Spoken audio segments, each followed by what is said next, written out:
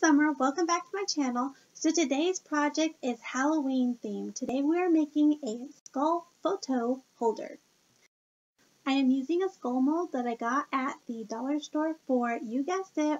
I'm also using some air dry clay, and it didn't come in this bag. The air dry clay, when I purchased it, actually started to get a little dry, so I put it in the Ziploc bag with some extra water to get it a little moist, but this was $2 and I got it at Michael's. So I took the mold and then I took my air dry clay, of course, and I pushed the air dry clay into the mold.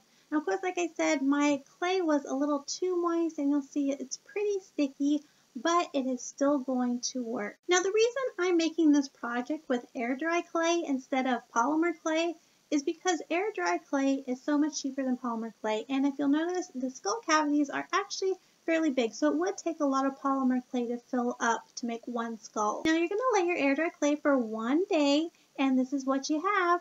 Now, if you look at the profile of the skull, it's kind of pointed inward, and I want the skull to lay flat, so I'm shaving off the bottom part of that skull so I get a nice flat surface, and my face is going to point outward. If you got any little pieces hanging off on the side, just gently break those off with your finger. Using some craft wire and my favorite Martha Stewart wire shapers, I started to make a spiral, and the spiral is actually what is going to be holding our photos.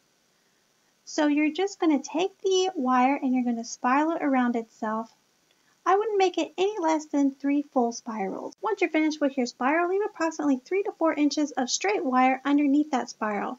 That's where we're going to snip it. Now you're going to need to drill a hole on the top of your skull and insert the wire we just finished making. I felt it necessary to seal this air dry clay, so I did that with some white polymer clay. Just a couple of coats, not a lot. Now we get to designing our skulls, and for this particular skull, I just used some black acrylic paint on the white we've already painted on there. For this skull, I used Sharpie markers. I think this actually worked out the best. I also added a little bling with some plastic acrylic pink rhinestones. This next skull I decorated with Scribbles paint.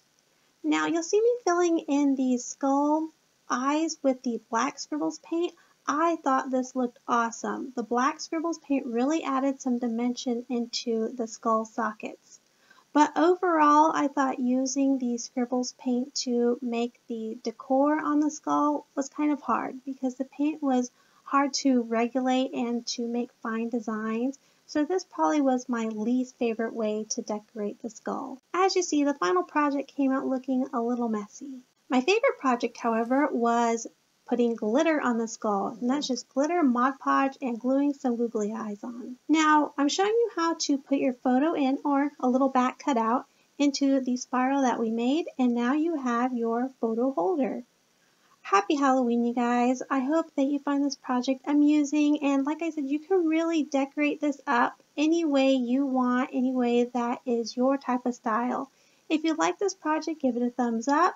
Make sure you comment if you have any ideas about future projects, and I will see you in the next video. As always, thank you for watching. Bye.